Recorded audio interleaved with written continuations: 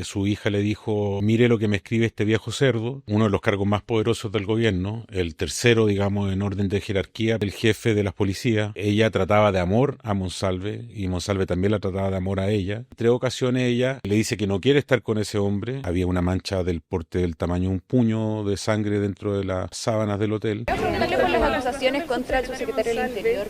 Disculpe, ¿sobre? En el marco de la investigación demostraré mi inocencia. Esa investigación existe y está a mi cargo. Llegué a Capitán Llaver, entré a visitarlo, ese día conversamos alrededor de 50 minutos. Pero una denuncia no implica culpabilidad. Yo le creo. Para que la gente que no recuerda el caso, o para quienes no han leído el libro todavía, esto ocurrió el 22 de septiembre del 2024. Ellos el día anterior habían acordado salir a almorzar el domingo. Ella le dice que no puede, que puede en la tarde. Entonces él le ofrece distintos lugares. Ella elige el restaurante Ají Seco Místico porque queda cerca de su casa. Monsalves alojaba habitualmente en el Hotel Panamericano, que está ubicado en Huérfanos con el pasaje Rosa Rodríguez, y ella vivía en otro lugar que no voy a decir la dirección porque no corresponde, pero era más o menos cercano. Salen a cenar a ese restaurante. Monsalve la pasa a buscar en un Uber a su departamento a eso de las 6 de la tarde, y un poco antes de eso ella había conversado con su mamá por teléfono. Le estaba poniendo al día de su vida en Santiago y le dijo que esta persona le había invitado a comer y que ella no quería salir. Según la declaración de la mamá, su hija le dijo, mire lo que me escribe este viejo cerdo, y ella le relata, le dicta, digamos, un WhatsApp que le había escrito Monsalve a propósito de que ese día había llovido en Santiago. Entonces ella, según ella, se había excusado y le había dicho que tal vez con la lluvia era más difícil salir, y él le dijo, no se preocupe, le mando un Uber. Y ella ahí le comenta a la mamá, le dice, mire lo que me manda este viejo cerdo. Y según ella le dice a la mamá que la llame a las 10 de la noche por teléfono y que le diga que ella está enferma, para tener una excusa de ella regresar a su departamento porque su mamá estaba enferma y tenía que llamarla por teléfono. Después ella en su declaración dice que a las 10 de la noche, cuando vio las llamadas de teléfono de su mamá, no había nada raro en la comida que le hiciera pensar que podía pasar otra cosa, que hasta ese momento era una conversación normal, común y corriente. Entonces no contestó los llamados de la mamá. La mamá también le había escrito por WhatsApp, tampoco los vio, y después ella dice que el teléfono se le descargó y no tuvo batería en el teléfono hasta el otro día, a las 2:30 del día, más o menos un cuarto para la una, y por eso esa llamada con la mamá no se concreta. Algo que genera muchas dudas es por qué la denunciante decide ir al Ají Seco un día feriado.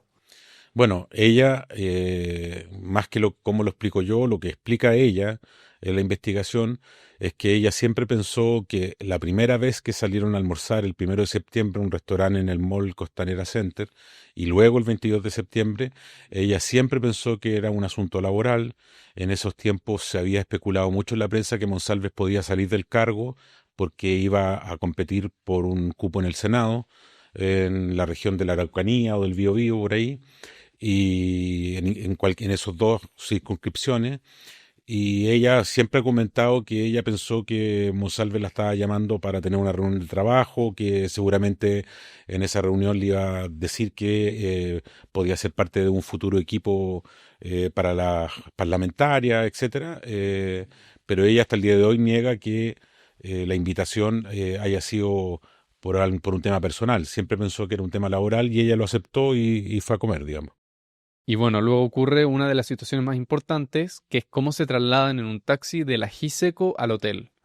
¿Nos puedes explicar cómo entran al taxi y cómo contrastan la versión del taxista con la de los recepcionistas, por ejemplo?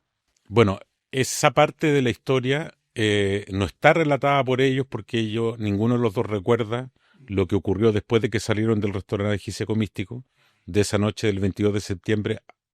No recuerdan nada hasta las 6:30 de la mañana del 23, cuando despiertan. Pero en el libro yo reconstruí ese trayecto cuando supe que ellos habían llegado caminando desde Maquiver hasta la calle San Francisco, en la numeración 22 del centro de Santiago. Eso significó que caminaron desde Maquiver, más o menos con Merced, hasta San Francisco, cruzaron la Alameda, pasaron por San Antonio, etcétera, y llegaron a San Francisco 22, que es como lo declaró el taxista. El taxista recordaba esa dirección puntual porque según él ahí funcionaba un cabaret, que en realidad es un motel parejero. Yo hice esa caminata completa, fui hasta el motel, hablé con los dependientes del motel, ellos me explicaron cómo funcionaba el motel, que no podían entrar parejas que estaban en estado de ebriedad, etcétera. El taxista, cuando le tomaron la declaración, dijo que nunca los había visto salir del motel. Luego la fiscalía le tomó declaración a la persona que estaba en la caja ese día del motel. Ella les dice que tampoco vio a Monsalve y a otra persona entrar, que si lo hubiese visto lo habría reconocido porque lo veía siempre en la tele. Nadie se explica muy bien cómo ellos dos llegaron caminando hasta San Francisco 22. Está reconstruido el camino por las cámaras de seguridad, que son parte de la investigación. Y en ese lugar, San Francisco 22, ellos toman un taxi, que es este taxista que se transformó como el testigo estrella de la fiscalía, porque es el que tuvo contacto con ellos después de que salieron del restaurante. Es un trayecto que tiene una serie de inconvenientes en el camino, se equivocan de dirección, según el taxista ella parecía una persona que estaba muy ebria, incluso drogada. Cuando abordan el taxi ella se sube por la ventana del piloto, se mete con el cuerpo completo y él la toma y la sienta en el asiento del copiloto. Monsalve sube por el asiento trasero y después de un viaje bien accidentado por una serie de cosas que ocurrieron, llegaron pasadas las 11:30 de la noche al Hotel Panamericano donde se alojaba Monsalve cuando estaba en Santiago, porque hay que recordar que él tenía una residencia en Viña del Mar y la mayor parte del tiempo la pasaba en Santiago en ese hotel. Cuando llegan al Hotel Panamericano se encuentran con los recepcionistas. Yo pude revisar esos videos. Se ven los dos caminando de una manera un poco errónea, yo creo que ella más que él, eh, y los, pero es una cuestión de percepción, o sea, uno puede ver el video y hacer su propia interpretación. Y los dos recepcionistas declaran cosas distintas. Hay uno que dice que ella venía muy ebria, que prácticamente Monsalve la arrastraba de un brazo hacia dentro del hotel, y el recepcionista que está al lado de su compañero dice que no, que le pareció que los dos venían un poco felices, dice textual, que los vio un poco ebrios los dos, que les dio la sensación de que se conocían, porque le notó cierta familiaridad entre ellos dos, y después suben a la habitación 719, donde la fiscalía dice que ocurrieron los hechos. Y Monsalve en algún minuto baja de la habitación a cambiar la tarjeta porque no le funcionaba para poder abrir, sube de nuevo, entran y ya después parte el relato de lo que ocurrió a partir de las 6:30 de la mañana en adelante. Pero el taxista notó algo extraño, digamos, aparte de que obviamente estén ebrios. El taxista en su declaración dice que notó que ella tenía una conducta muy errática, que le pareció incluso que estaba drogada, no solamente por el hecho de haber subido de cabeza, digamos, literalmente por la ventana del piloto al taxi, sino que también en el camino ella, por ejemplo, le intentó dar algunos besos al taxista. En algún minuto ella trataba de amor a Monsalve y Monsalve también la trataba de amor a ella. El taxista dice que ella le dijo que su jefe era muy poderoso, que nadie le podía hacer nada. Monsalve asentía cuando ella decía esa frase. Entonces él dice que en algún minuto pensó que eran pareja, pero también dice que en 3 ocasiones ella le dice que no quiere estar con ese hombre y que no quiere estar acompañada con él. De hecho, le ofrece que se baje al hotel con ellos, al Panamericano. Entonces la declaración del taxista, también el taxista deja en claro que nunca vio que Monsalve la obligó a subirse al taxi, ni que la llevaba a la fuerza dentro del taxi. Es un testigo que para la fiscalía es importante, pero también es un testigo que genera ciertas dudas respecto a lo que pasó en ese trayecto. Y bueno, luego ambos dicen que no se acuerdan lo que ocurrió en el hotel. Pero entonces, ¿por qué la denunciante cree que existió una violación?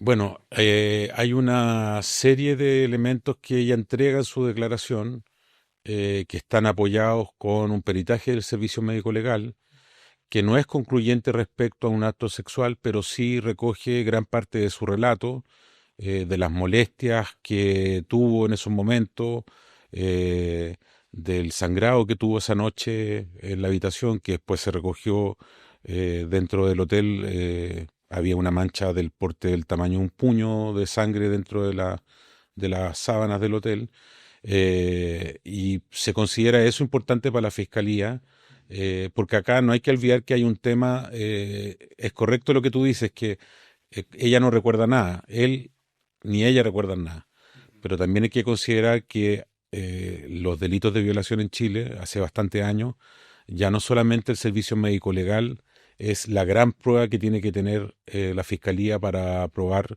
un delito sexual. Hay que recordar el caso de Antonia Barra, que lamentablemente es una joven que se suicida y el caso se investiga después por los registros de audio que ella dejó respecto a lo que le habría hecho Martín Pradena esa noche.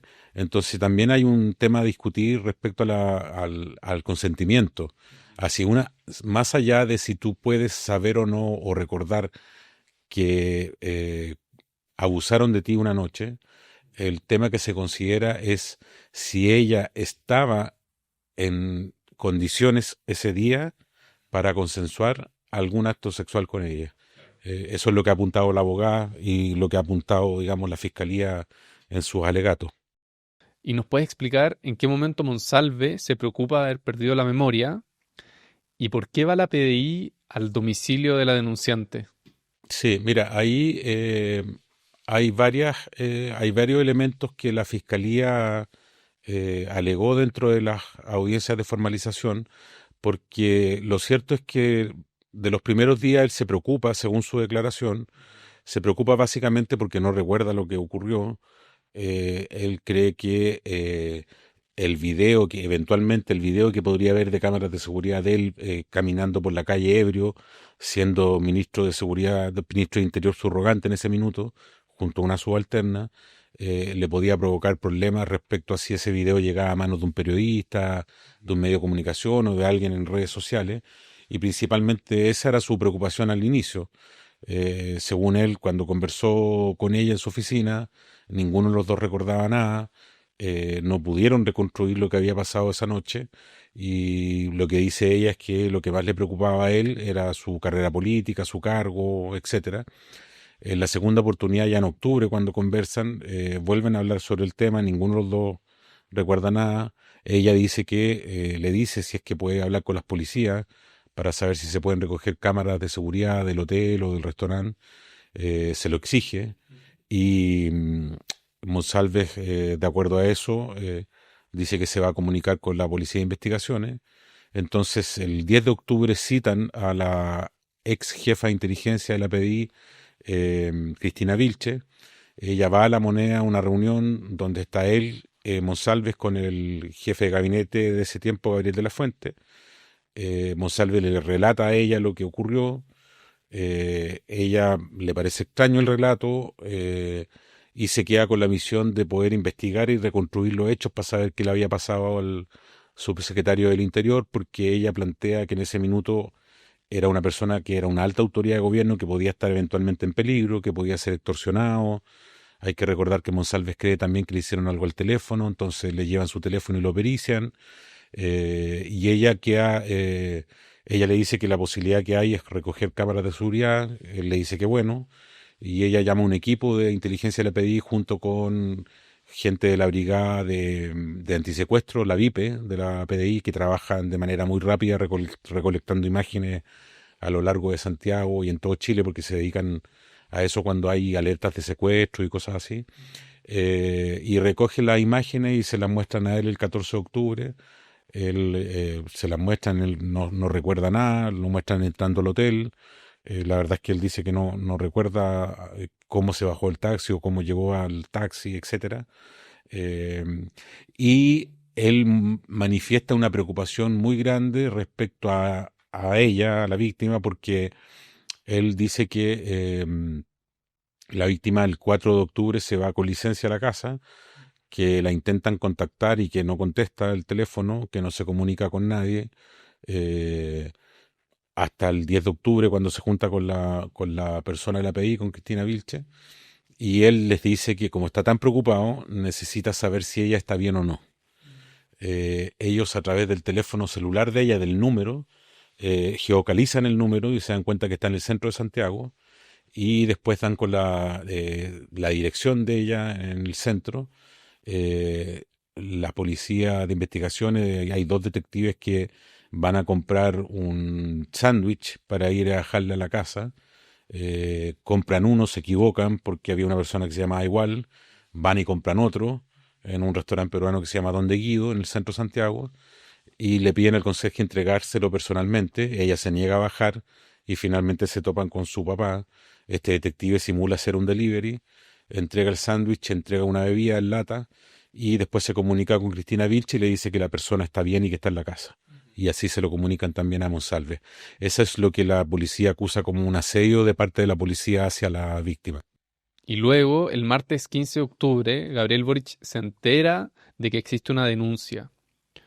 ¿Tú crees que existió algún tipo de protección a Monsalve o las decisiones del presidente concordaban con la cantidad de información que él tenía en ese momento? Mira, claro, mirándolo de lejos uno puede opinar mucho más que en ese minuto, pero lo cierto y lo que dicen los hechos es que a las 4 de la tarde el director de la Policía de Investigaciones, Eduardo Serna, se reúne con la ministra Toá en ese minuto en La Moneda y le cuenta que le tiene malas noticias, que hay una investigación por un delito de abuso sexual y violación en contra del subsecretario del Interior. Además le dice que se está investigando la participación de funcionarios de la PDI en esta operación de contrainteligencia, como le llamaron, eh, y le cuenta que el tema es muy delicado, que la denuncia ya está hecha formalmente en el Ministerio Público, que hay una investigación que está abierta, que es secreta en ese momento, pero que se está investigando. Y la ministra Toá, después de escuchar a Eduardo Serna, llama por teléfono al presidente, le cuenta esto. Según ella, el presidente se muestra muy sorprendido, no sabía que existía una investigación en contra del subsecretario. Él se intenta comunicar con Monsalve durante la tarde, hasta que a eso de las 8:30 de la noche, Monsalve cruza el patio de los Naranjos, va a la oficina del presidente, conversan. Es el presidente el que le informa a él que hay una investigación en su contra, él no sabía. Y luego de eso, la reunión dura 30 minutos. No le pide la renuncia a Monsalve esa noche. Le dice, según la declaración de Monsalve, que vaya al sur a hablar con su familia para que se enteren por él y no por una eventual, por los medios de comunicación o por otra vía. Monsalve dice que se lo repite en 3 ocasiones y que por eso él viaja a Talcahuano a hablar con su familia el día miércoles 16. No le pide la renuncia, como te dije recién, y Monsalve viaja al sur el 16 de octubre, autorizado por el presidente, viaja en un auto con su escolta policial, luego regresa el jueves 17 en la mañana en un avión de carabineros para asistir a la Comisión de Presupuesto del Congreso.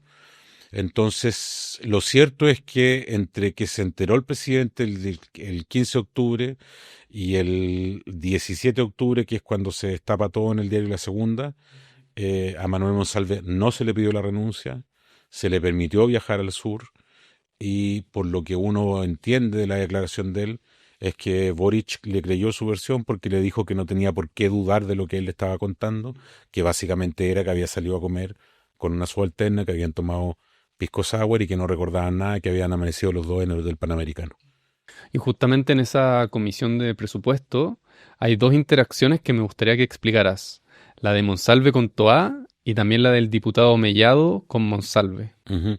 Bueno, cuando Monsalve llega al ex Congreso en Santiago, es la primera vez que va a poder hablar con Carolina Toá. Hasta ese día no habían podido conversar. Intentaron hablar por teléfono y no pudieron. Hay que recordar que el martes de la noche uno de los teléfonos a Monsalve se lo incautó la PDI en el Hotel Panamericano y el otro teléfono se lo había pasado a inteligencia para que se lo periciaran. Entonces no tenían cómo comunicarse. Ese martes de la noche ella solamente le dice que está a los fiscales esperando en el hotel, que se vaya al hotel, y esa es la única comunicación que tienen. Y el jueves, cuando llega Monsalve a participar del presupuesto, la comisión estaba citada a las 11 de la mañana, se atrasaron un poco, y en ese rato en una oficina los dos solos conversan sobre el tema. Según la declaración de Toá, ella le pregunta qué fue lo que pasó esa noche, le pregunta explícitamente si hubo sexo o no esa noche, y el viernes y el 23 de la mañana, y le hace una serie de otras preguntas más que en otra ocasión, digamos, en el mismo lugar tú no las harías porque son preguntas como de la vida privada, pero como existía una investigación en curso, ella le consulta, Monsalve le entrega su versión, Después le cuentan al resto de los subsecretarios que estaban ese día, la subsecretaria Francisca Perales y el ex subsecretario Eduardo Vergara de Prevención del Delito. Y con todo eso pasando, igual entran a la sala del Congreso, se sientan a discutir el presupuesto. A Monsalve en el video de YouTube donde está la sesión se le ve muy incómodo ese día.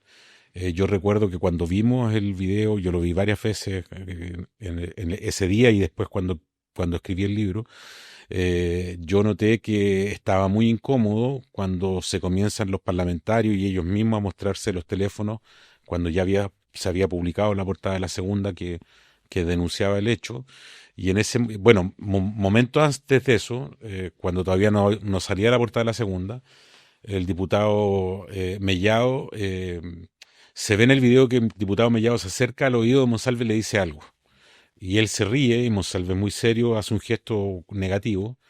Y después de varios meses yo llamé a Mellado para saber qué es lo que le había dicho, porque no se sabía lo que le había dicho y en el video no se podía escuchar ni apreciar.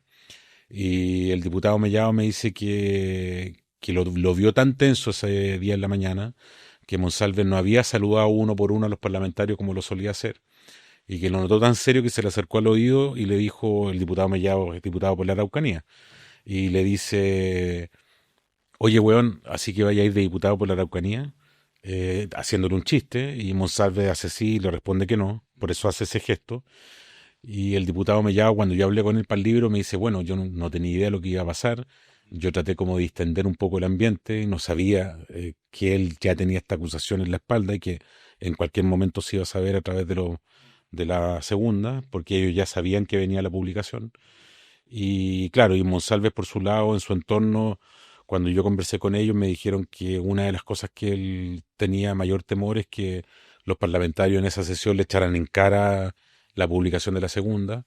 Él dice que afortunadamente no lo hicieron.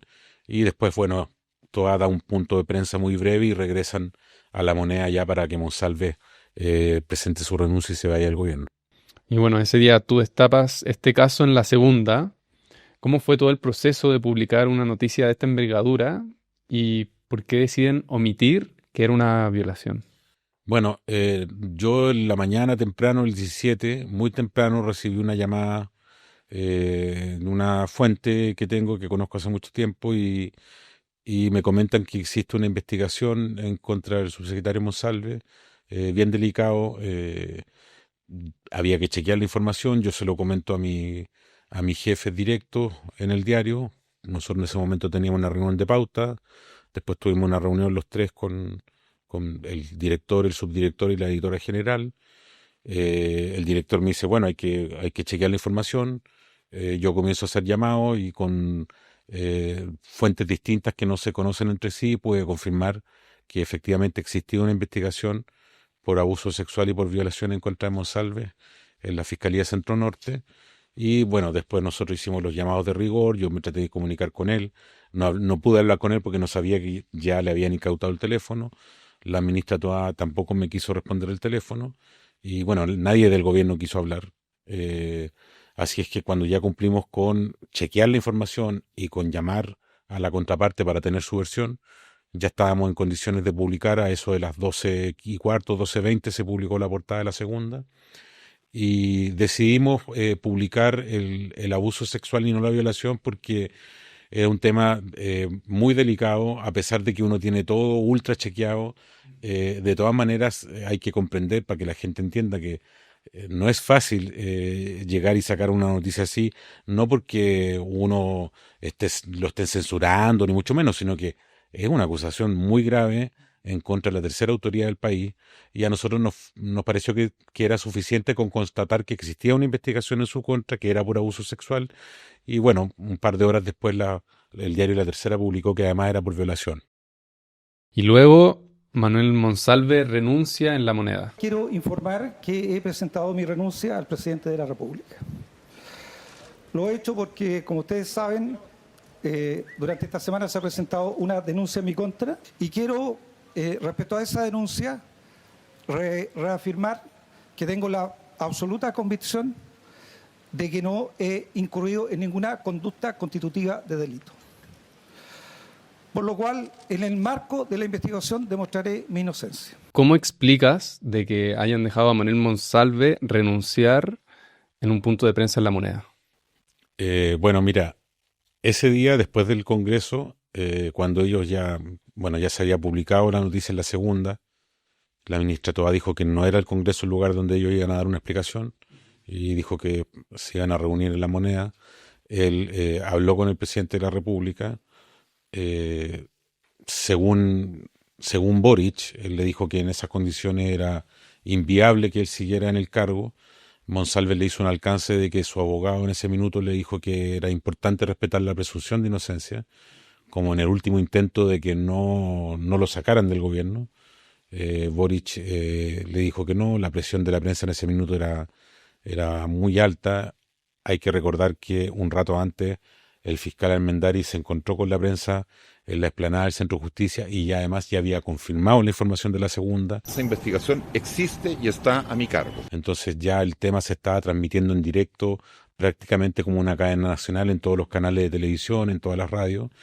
Y la verdad es que el hecho de que renuncie en La Moneda, de acuerdo a lo que dijo Boric en su declaración y lo que contó después en la conferencia de prensa, es que habían acordado que él solamente dijera que se iba del gobierno, que no hablara sobre el caso, que eso lo tenía que hacer no dentro de los patios de la Moneda, pero sí, claro, fue un hecho bien extraño, inusual, que aún sabiendo la investigación que había en su contra, independiente que todavía no hay un juicio, existe solamente una formalización donde Monsalve ha tenido que cumplir prisión preventiva y ahora arresto domiciliario total.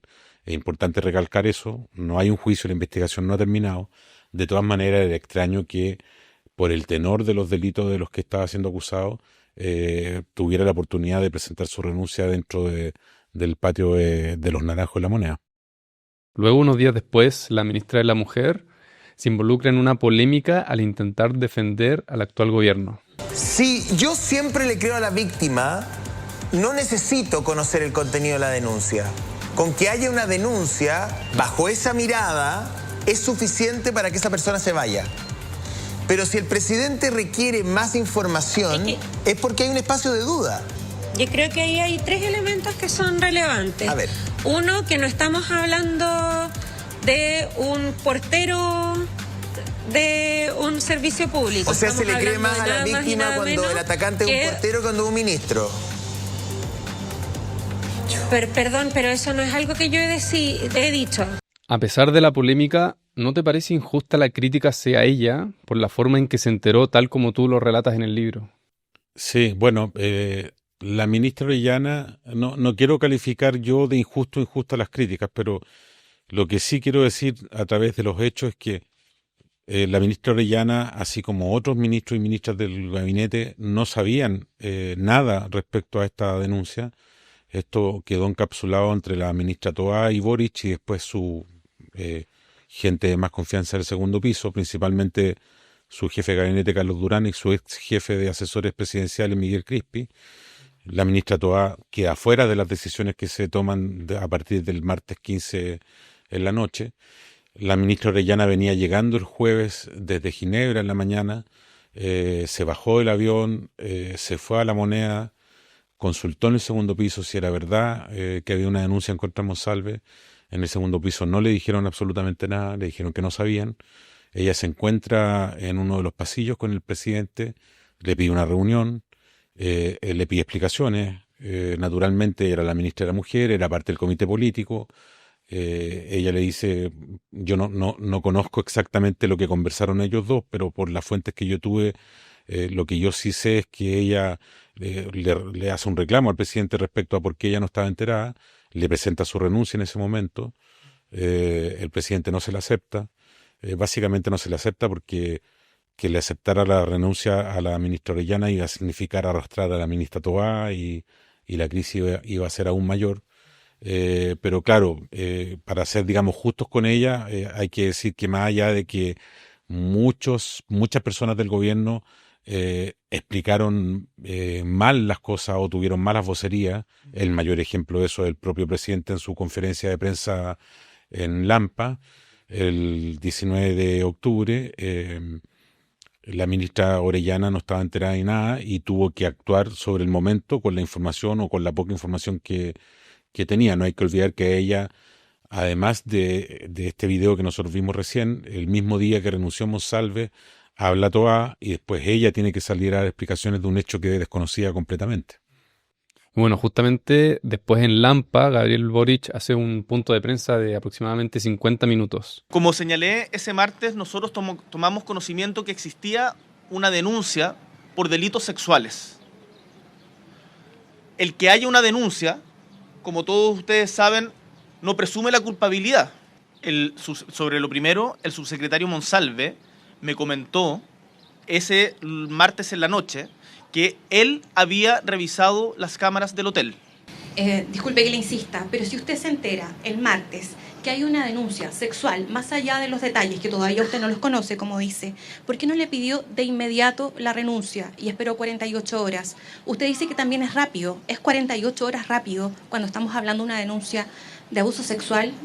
Pero una denuncia no implica culpabilidad. ¿Cómo recibiste estas declaraciones y las que hizo una semana después? Mira, yo no recuerdo un punto de prensa de un presidente más desastroso que el de Boric ese día. Yo lo comento en el libro, lo relato. Él los primeros minutos se apoya en un papel, lee unas líneas y hasta ese momento estaba todo en orden. Y el problema se produjo cuando él improvisa y decide responder todas las preguntas de la prensa en este gesto extraño de total transparencia con la ciudadanía. Había un grupo de adultos mayores que estaban aguantando ahí con todo el calor, esperando a él que terminara la conferencia de prensa, que duró 52, 53 minutos. En la conferencia de prensa se nota que él no tiene claridad total respecto a cómo ocurrieron los hechos.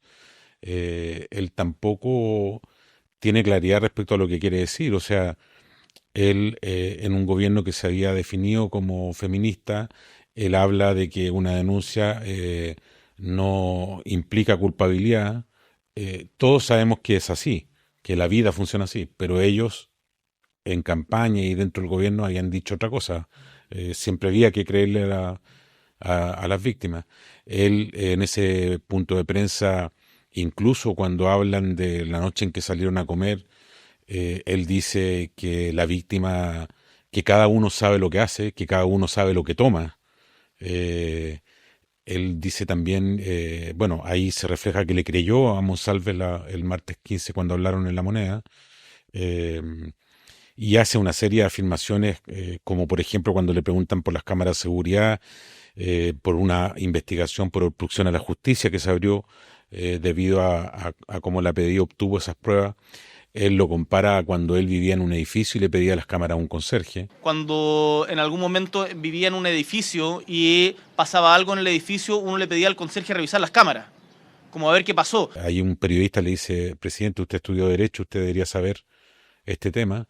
Y él dice, bueno, yo cuando vivía en un edificio quería saber lo que había pasado la noche anterior, iba y le pedía las cámaras a un conserje, pero aquí no estábamos hablando de un edificio particular, no estábamos hablando de un conserje, estábamos hablando de un hecho que estaba siendo investigado por la Fiscalía, de videos que eran pruebas de una investigación por abuso y violación. Y bueno, el presidente en esos minutos fue digamos, un punto de prensa bien negro, digamos, y todos lo vamos a recordar por lo malo que fue, porque duró mucho, habló más de la cuenta, se peleó con su jefa de prensa, la retó en público. Presidente, fue improvisado que el... Deme un segundito, voy a volver.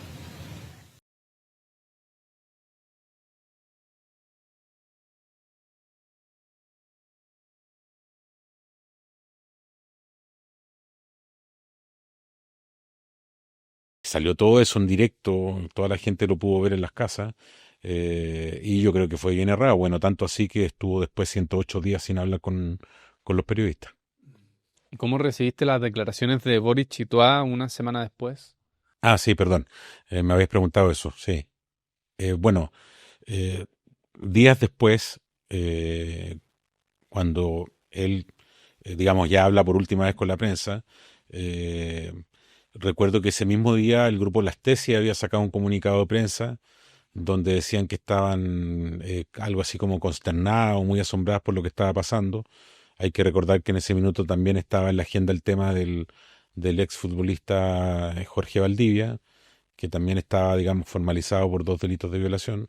Y Boric en un punto de prensa dice: yo le creo. Cuando una mujer denuncia algo tan grave como una violación, es inimaginable lo que debe haber pasado para tomar la decisión de denunciar, más aún contra alguien que ostenta más poder. Nuestro deber es creerle. Yo le creo. Como creyéndole, como diciendo que le creía a las víctimas de no solamente de Monsalve, sino que también de Jorge Valdivia, muchos días después de que en su propia conferencia de prensa había hablado de que una denuncia no implicaba culpabilidad. Y la ministra Toá también tuvo el 21 de octubre, si no me equivoco, un muy mal punto de prensa también con Eduardo Serna, con el director de la PDI, que primero ella dice una cosa, Serna dice otra, hubo una conferencia de prensa donde se confundieron un poco los hechos. La información fue desde un primer momento completa. La entregó el director de la PDI a mi persona respecto a que había una acusación respecto al ex subsecretario por abuso sexual y por violación. Está siendo investigado y cuando informo es que se está investigando, no que había una denuncia. Pero claro, con los días después Toá dice que los hechos que se conocen son terribles, no me acuerdo bien exactamente la palabra que ocupa ahora en ese minuto, y después va al Congreso, a la comisión investigadora, y dice que Monsalve engañó al presidente de la República y que, digamos, no le contó todo lo que debería haberle contado cuando se reunió con él. Y bueno, cuando estabas escribiendo el libro también fuiste a visitar a Manuel Monsalve. Sí. ¿Nos puedes contar esa experiencia y cómo lo viste emocionalmente? Bueno, yo intenté a través de terceros poder entrevistarlo a él cuando estaba en Capitán Llaver. Pedí, digamos, con distintas personas que lo iban a ver si existía la posibilidad de que me diera una entrevista para el diario La Segunda. No hubo la posibilidad de hacerlo, pero sí aceptó que yo lo fuera a ver, y yo la primera vez que lo fui a ver fue el 1 de octubre, o sea, perdón, el 1 de enero, a las 2 de la tarde llegué a Capitán Llaver, entré a visitarlo, ese día conversamos alrededor de 50 minutos, con la condición de que esa conversación no se podía utilizar para el diario La Segunda, así que yo lo fui a ver, no publiqué absolutamente nada de lo que conversamos. Ese día me contó que estaba redactando su declaración para darla a los fiscales. Había escrito en un blog 44 páginas escritas a mano con los hechos los que él decía que había ocurrido realmente esa noche del 22 y el 23 de la mañana, y lo que había ocurrido después.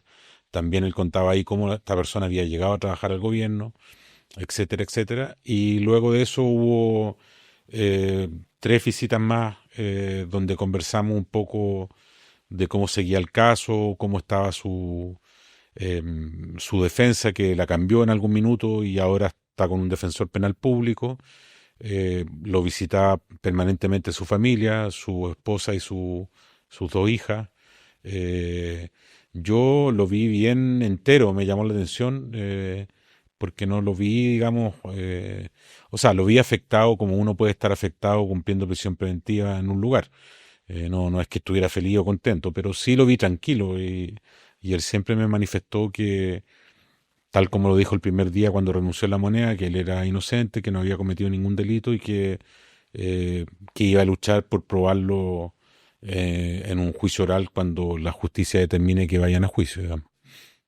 ¿Y nos podrías explicar, siendo periodista, cómo logras llegar al equilibrio de hacer una investigación de este tipo sin revictimizar a la denunciante? Bueno, un caso bien delicado y complicado de reportear.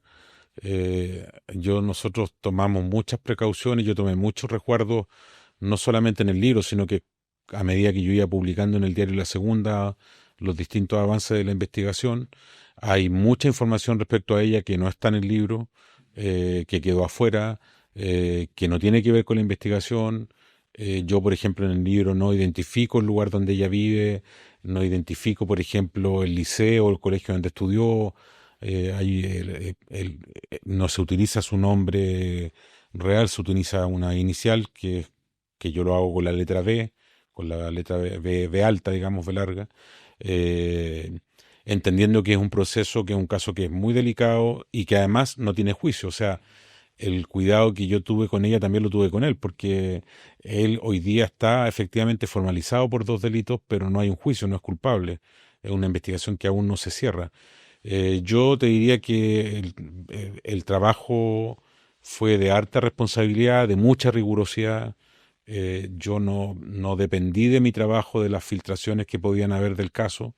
Este es un reporteo que yo, como digo, se hizo a la antigua, yendo a las fuentes con mucha calle, recorriendo los lugares a los que ellos fueron, yendo a la cárcel a ver a Monsalve, teniendo contacto permanente con el equipo de abogados de ella, que hasta el día de hoy lo defienden, chequeando y contrachequeando información con las distintas fuentes que me podían ayudar. Y claro, son casos difíciles porque uno lo que menos quiere es dañar a las personas que están involucradas en el caso. Hay que recordar también que detrás de Monsalve hay 2 hijas, hay una esposa, una hermana, que indirectamente también se ven afectadas por esta investigación. Y yo me quedo tranquilo porque creo que cumplí con esos estándares que yo me impuse al momento de escribir el libro y de redactar cada línea de información que hay en el texto. Yo creo que eso se nota, la gente, por lo menos la gente que lo ha leído me lo ha dicho, y así que por ese lado me quedé muy tranquilo. Y también leyendo tu libro, uno se da cuenta que hay muchas noticias que salieron de una manera bastante engañosa. Como por ejemplo que Manuel Monsalve había buscado drogas para sedar. Sí. ¿Tú cómo evaluarías el desempeño de los medios de comunicación en este caso? Mira, yo no, esa información esa información que dices tú está en un informe de la PDI, donde se perició el teléfono uno de los teléfonos de Manuel Monsalve, donde hay una serie de conversaciones vía WhatsApp con mucha gente y también de los datos de navegación de su teléfono. Cuando se publicó en Canal 13 el peritaje del teléfono, se hizo de manera correcta, digamos, se explicó bien qué es lo que había pasado. Pero claro, cuando uno revisa los portales después, la información se deformó completamente, porque incluso yo leí en algunos portales que decían que Monsalve había drogado a esta persona en el hotel, y lo cierto es que la búsqueda de información respecto a drogas de sumisión que hizo Monsalve en su teléfono, que efectivamente lo hizo, fueron el 4 o 5 de octubre, los hechos habían ocurrido el 22 de septiembre, o sea, más de 10, 15 días después de que había pasado, y él hizo esa búsqueda, según él, tratando de encontrar una explicación a lo que le había pasado, que no recordaba absolutamente nada, que no entendía cómo, tomando 2 pisco sour, él podía quedar completamente borrado esa noche del 22 de septiembre. Entonces, claro, yo creo que lo que ocurre muchas veces en los periodistas que están todo el día subiendo noticias a los portales de internet es que muchas veces se replican informaciones que publica un medio en particular, se dan como ciertas, no hay un chequeo respecto a esa información, o sea, no porque lo diga CIPER, la tercera, el Mercurio, la segunda, EMOL, qué sé yo, no porque lo digan esos medios, esa información es completamente cierta o no tiene errores, etcétera. O sea, uno igual tiene la obligación como periodista de chequear y contrachequear la información con sus propias fuentes, porque ninguno de nosotros está libre de repente de cometer un error y de equivocarse, digamos. Yo no veo mala intención, básicamente hay de repente errores de interpretación, y creo que por eso en casos como estos hay que tener un extremo cuidado porque es muy delicado, digamos, todos los temas que se tratan. Ahora yo creo que en general, yo lo hablé una vez con un par de abogadas que se dedican al tema de delitos sexuales, y acá, por ejemplo, los medios de comunicación nunca publicaron el nombre de la víctima. Hay algunos que usaban las iniciales, otros hablaban solamente de denunciante o de víctima. Yo creo que hubo un par de artículos que de repente se pasaron un poco de la raya al identificar de manera muy clara dónde ella trabajaba, cuánto ganaba, y claro, uno podía ir a los sitios de transparencia del gobierno y saber al tiro cómo se llamaba la persona, etcétera. Y creo que ahí hubo un poco de descuido, pero en general yo creo que los medios fueron respetuosos respecto a ella. Me refiero un poco en el libro a los matinales. Los matinales yo no los califico como como medios de comunicación, como son los diarios o los noticieros de los canales, es un formato completamente distinto. De hecho, hay animadores de matinales que han dicho que el programa que ellos hacen es un show, no un programa periodístico. Entonces, no estoy eximiéndolos de responsabilidad, pero claro, uno no los podría medir con el mismo estándar que mide un noticiero de televisión o un diario, porque la verdad es que no están preocupados principalmente del periodismo. Y para ti, ¿qué lecciones se pueden sacar de todo esto respecto al consentimiento y a las relaciones que se tienen en el ámbito laboral, especialmente cuando existe asimetría de poder? Bueno, yo lo que vi en el caso, más que lo que aprendí yo del caso, lo que yo pude ver en el caso es que efectivamente, como dice el fiscal Armendari, acá había una asimetría de poder importante. Se trataba de un subsecretario, la tercera autoridad del país, invitando a una subalterna que no tenía un cargo dentro de la subsecretaría, que mirado desde el punto de vista de ella, de la fiscalía y de su abogada, tenía pocas posibilidades de decirle que no a la tercera autoridad del país, que la estaba invitando a comer o a tomarse un café, en circunstancias también de que ella siempre pensó que se trataba de un tema laboral, pero que además ella aceptaba las invitaciones porque no quería tener problemas con su jefe, no quería perder su trabajo por negarse a salir. Esa es la defensa que ella siempre ha hecho. Y bueno, y Monsalve, yo me imagino que en algún minuto, cuando dé una entrevista o cuando hable con sus cercanos, su familia, irá también a hacer un mea culpa de sus actuaciones. O sea, más allá de que se pruebe o no los delitos por los cuales está acusado, igual hay una serie de otras actuaciones que por las que él en algún minuto tendrá que hacer un mea culpa, como por ejemplo ser ministro de Seguridad subrogante y andar caminando por las calles de Santiago ebrio a las 11:30 de la noche un día domingo, haberle solicitado a la Policía de Investigaciones o haber conversado con ellos para que se investigara el caso de manera paralela, y una serie de otras cosas que si uno por algún minuto saca de la ecuación los dos delitos por los que está siendo investigado, hay una serie de otros hechos que ameritaban que él saliera del cargo mucho antes. Hay que recordar que el día lunes 24 de septiembre, él tenía que, como autoridad a cargo de la seguridad del país, tenía que explicar qué había pasado con los 37 asesinatos que se habían cometido durante Fiestas Patrias. Él no llega a trabajar ese día porque estaba en el hotel con una resaca importante después de esa noche de haber tomado los pisco sour. Entonces, ya con todos esos elementos, sin considerar el tema de la investigación, no porque yo diga que no es importante, sino que si uno por un momento lo saca, todas esas actuaciones ameritaban para que él estuviera fuera del gobierno, digamos.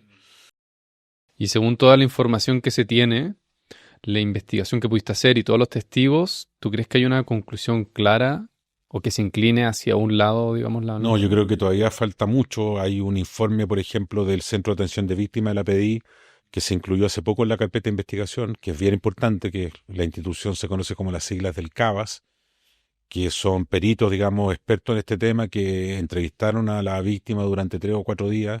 Ellos entregaron este informe a la Fiscalía, que lo exigió el juez, digamos.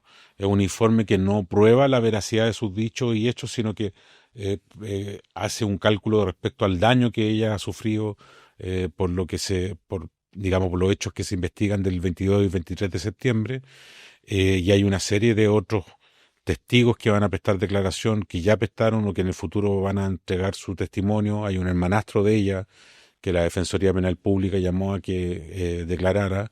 Hay otras personas del entorno de Monsalves también que han prestado declaración, gente del gobierno. Hay una investigación en la Contraloría que, en paralelo a todo esto, que investiga las posibles faltas administrativas que se cometieron en contra de ella. Entonces creo que estamos todavía bien lejos de poder irse para un lado o para otro. Hay que esperar. Yo he ido a juicios de otros casos que duran 1 mes, 3 semanas, 15 días, y la verdad es que en los juicios es donde realmente se rinde la prueba, donde la gente tiene que estar exhortada a decir la verdad. Entonces creo que tenemos que esperar ese escenario para poder llegar a una conclusión. Y ahora entrando a otras investigaciones que has hecho, tú también cubriste el caso Carlos Ramírez del 2004. ¿Nos puedes explicar un poco en qué consistió ese caso y qué errores se cometieron a tu parecer? Bueno, ese caso es bien antiguo. Yo trabajaba en ese tiempo en la revista Paula. me mandaron a Curanilahue a investigar el homicidio de una menor de edad, era una guagua prácticamente, la niña se llamaba Camila, tenía, si no me equivoco, 10 o 1 año cuando fue asesinada. Yo llegué a ese caso porque en ese caso la Fiscalía había formalizado y había dictado prisión preventiva en contra del papá de Camila, que se llamaba Carlos Ramírez, que vivía en Curanilahue. Él estuvo preso 10 o 11 meses, se intentó suicidar 2 o 3 veces dentro de la cárcel en Concepción. Cuando yo hablé con él me aseguraba que era inocente, que él no había hecho nada con su hija. Su hija había muerto dentro de un pozo séptico, la habían tirado envuelta en unas toallas dentro de un pozo séptico y había fallecido. Y finalmente, después de la formalización de Carlos y de estar en prisión preventiva, de los intentos de suicidio, de haber perdido a su hija recién nacida, hubo un vuelco en la investigación y el Ministerio Público terminó formalizando a su cuñada y condenando, la justicia condenó a su cuñada, que era quien había tirado a esta niña Camila al pozo séptico y había muerto. Y ese es un caso que hoy día pertenece a un programa de la Defensoría Penal Pública que se llama Inocentes, que es un programa donde la Defensoría Penal Pública cuenta las historias de personas que fueron condenadas injustamente, donde hay claros errores groseros de la justicia y de la actuación del Ministerio Público respecto a una serie de investigaciones, y coincide que ese fiscal que investigó este caso que te digo yo de Camila es el mismo fiscal que hoy día está siendo investigado por el caso del menor Tomás Bravo, donde hay una serie de equivocaciones bien terribles que se cometieron en contra de su tío abuelo y por supuesto en contra de su mamá, que ha sufrido todo este tiempo sin saber quién fue el que asesinó a su hijo. Y también en CIPER tú has hecho investigaciones respecto al caso Catrillanca. Para ti, ¿qué es lo más grave de este caso, teniendo en cuenta todo lo que pudiste investigar? Bueno, en el caso Catrillanca fue importante porque se pudieron publicar los videos del caso. Hay que recordarle a la gente que cuando ocurrió, lo que no se sabía es que existían videos. Carabineros había negado la existencia de videos, decían que no andaban con sus cámaras corporales operativas. Finalmente habían 100 videos de todo el operativo, y a mí en ese tiempo colaboraba en CIPER y me tocó publicar una saga de reportajes donde uno de los primeros fue justamente los videos del caso Catrillanca, que no se conocían hasta ese momento.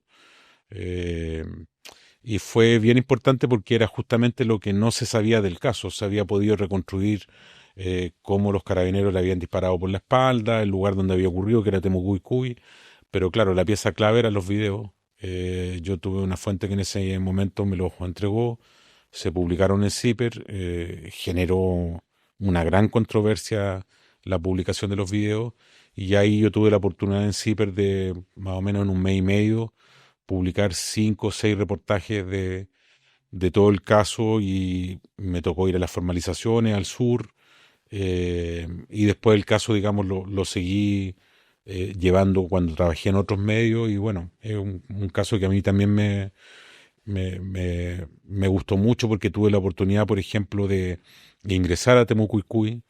Pude entrar a Temucuicui días después de que habían asesinado a Camilo Catrillanca. Ya hablé con su abuelo, con Juan Catrillanca, que es un lonco muy importante dentro de Temucuicui. Hay que recordar que Temucuicui es súper complicado ingresar. No entra ni carabinero, o con mucha dificultad entra la fuerza policial. Y bueno, el abuelo de Camilo me invitó a un tragún, a Temucuicui, que es el tragún es una ceremonia donde se reúnen todos los loncos y las machis a conversar. El pueblo mapuche es bien rico en su oralidad, y pude ingresar un día a Temucuicui en un auto, solo. Entré, estuve con los loncos y con las machis desde las 9 de la mañana hasta las 10 de la noche. Tengo algunos registros que todavía guardo en un teléfono de esos momentos que me permitieron grabar, y también pude conocer a la familia de Camilo, a su esposa, a su mamá y a sus primos y a sus familiares. Así que fue importante porque, primero por el hallazgo de los videos y del golpe noticioso ese que provocó harto revuelo, y también porque pude conocer Temuco, que era un lugar que siempre pensé que algún día podía entrar y me tocó entrar en esa oportunidad. Y bueno, tú también fuiste coautor del libro Los Archivos del Cardenal 2. ¿Nos puedes contar un poco de qué se trata ese libro y cómo fue el proceso de investigación? Sí, bueno, ese libro son varios autores que participan en ese libro. A mí me llegó la invitación de parte de los periodistas Andrea Insunza y Javier Ortega, que son los autores del libro de la biografía no autorizada de Enrique Correa, que en ese tiempo trabajaban en la Universidad Diego Portales, en la UDP, que yo también hacía clase ahí. Y a propósito de los 40 años del golpe, se hizo una serie en televisión que se llamaba Los Archivos del Cardenal. Era una serie basada en casos reales, pero estaba ficcionado, digamos, para televisión. Y en paralelo se hizo este trabajo con los casos de la vicaría reales, digamos, ¿ya? Y se hizo este libro donde a mí me tocó participar dentro de uno de los capítulos, que era reconstruir la historia de Patricio Castro, que era un ex agente de la CNI y uno de los... no fue el que lo inventó, pero sí fue el que más se aprovechó de la idea de la cutufa, que era esta financiera ilegal que se armó dentro del ejército, donde había una serie de militares y de civiles que ponían plata con la oferta de que recibirían después un porcentaje muy alto en intereses. Básicamente era una estafa piramidal como las conocemos hoy día, no sé, por el caso de Rafael Garay, etcétera, que se hizo a fines de los años 80 y fue hecho por miembros de la CNI, y básicamente era eso, era una financiera ilegal, y yo tenía que contar la historia y el perfil de Patricio Castro, que era un gallo bien particular, digamos, fue parte de la CNI, era un militar, pero era un gallo que le gustaban mucho los lujos, andaba con un Rolex, andaba con autos descapotables, se metió mucho en la farándula de la dictadura y después en democracia también. Y ese libro también me permitió conocerlo, después de mucho buscarlo, logré dar con él, me conseguí su teléfono, a regañadientes se juntó conmigo en dos oportunidades, y básicamente mi trabajo en ese libro fue contar la historia de la cutufa. ¿Y qué valor le ves hoy al periodismo de investigación, justamente teniendo en cuenta todos los casos de los que hemos hablado? Mira, a mí me gusta mucho el periodismo, no soy muy amigo de ponerle un apellido, puede ser investigación, puede ser periodismo informativo, etcétera. A mí me gusta trabajar en periodismo, me gusta investigar. Durante años hice muchas clases, me tocó hacer clases en la UDP durante 11 o 12 años. Yo creo que el periodismo es una herramienta bien importante para una sociedad democrática. Creo que hay que cuidarlo, creo que no hay que hacer mal uso de este oficio, hay que hacerlo con rigurosidad.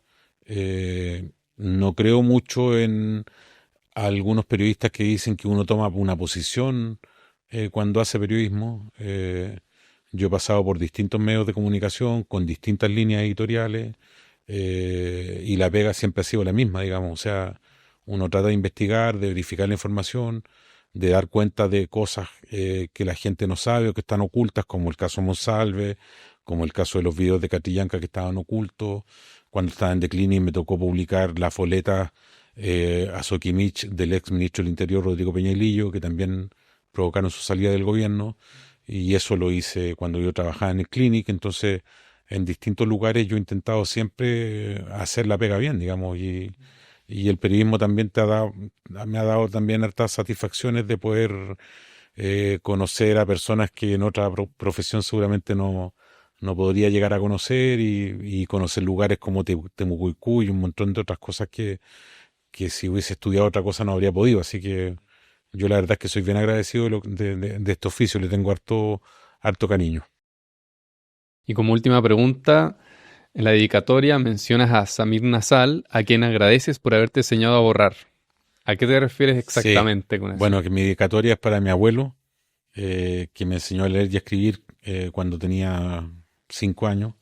Y Samir Nasal es un amigo que falleció, que fue mi profesor cuando yo estaba más joven haciendo unos talleres de poesía en el centro de Santiago. En ese tiempo quería ser poeta y escribía mucho.